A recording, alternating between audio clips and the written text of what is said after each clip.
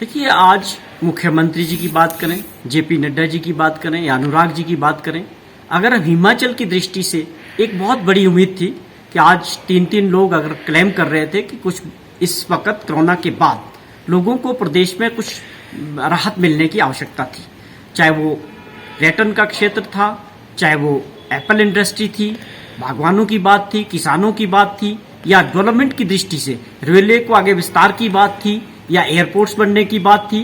तो किसी भी तरह से कोई स्पेसिफिक हिमाचल के बारे में कोई घोषणा इस बजट में नहीं दिखी है। तो हिमाचल की दृष्टि से भी इस बजट को हम जो है जीरो कह सकते हैं कि कोई भी उम्मीद जो है लोगों की पूरी होती इस बजट में हिमाचल की दृष्टि से दिख नहीं। आज लोकसभा में वित्त मंत्री श्रीमती निर्मला सीतारमण जी ने एक सर्वस्पर्शी बजट प्रस्तुत किया है वर्ष 2022-23 के लिए। मैं इसका स्वागत करता हूं। बजट में समाज के विभिन्न वर्गों को राहत देने का प्रयास किया गया है। सहकारी क्षेत्र इस बात से दुखी था कि कंपनीज का तो कॉर्पोरेट टैक्स जो था वो 15% था, जबकि सहकारी क्षेत्र को 18.5% का देना पड़ता था। अब उसकी दर भी 15% कर दी गई है। साथ ही सहकारी समितियों के ऊपर जो सरचार्ज लगता था वो भी 12% से कम करके 7% किया है, अर्थात 5% की राहत दी है। ये स्वागत योग्य है। ये ग्रामीण क्षेत्र की आर्थिकी को नई गति देगा। इसी प्रकार लोकप्रिय योजनाएं जो हैं, जैसे हर घर नल से जल योजना हो तो उसके लिए 60,000 करोड़ का प्रावधान और हाउसिंग के लिए 48,000 करोड़ का प्रावधान दोनों स्वागत योग्य हैं। रक्षा के क्षेत्र में भी निवेश को 68% कर दिया गया है, तो स्वागत योग्य है। आत्मनिर्भर भारत बनाने के लिए बहुत योगदान इसका रहेगा।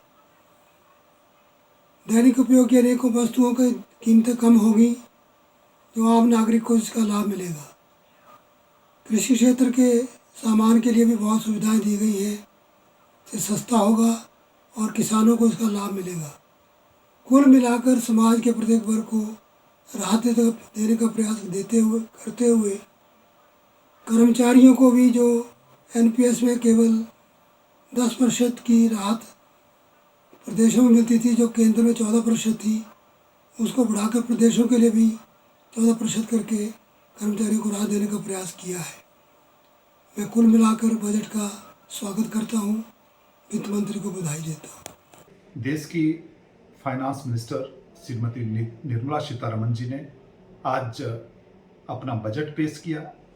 इस बजट में प्रत्येक वर्ग का ध्यान रखा गया, प्रत्येक सेक्टर को कैसे फायदा हो उसका ध्यान रखा गया, इंफ्रास्ट्रक्चर को कैसे सुदृढ़ किया जाए उसका ध्यान रखा गया, और हमारा भारत आत्मनिर्भर भारत कैसे बने इसकी सीधी झलक आज के इस बजट में दिखाई दे रही है। जहां हमारा रक्षा खर्च का पहले 58% खर्च घरेलू उत्पादों के लिए होता था, अब ये 58 से बढ़ाकर 68% कर दिया गया। जहां कोऑपरेटिव सेक्टर में हमारा टैक्स रेट ज्यादा था, उसको घटाकर 15% कर दिया गया। जहां रेलवे का जाल बिछाने की जब बारी आती है तो देश भर में रेलवे की नई 400 गाड़ियां चलेंगी, रेलगाड़ियां चलेंगी। इन सारी चीजों को ध्यान में रखते हुए हमारे जो बाकी राज्य हैं उनके लिए 1 लाख करोड़ की वित्तीय सहायता देने का प्रावधान रखा गया।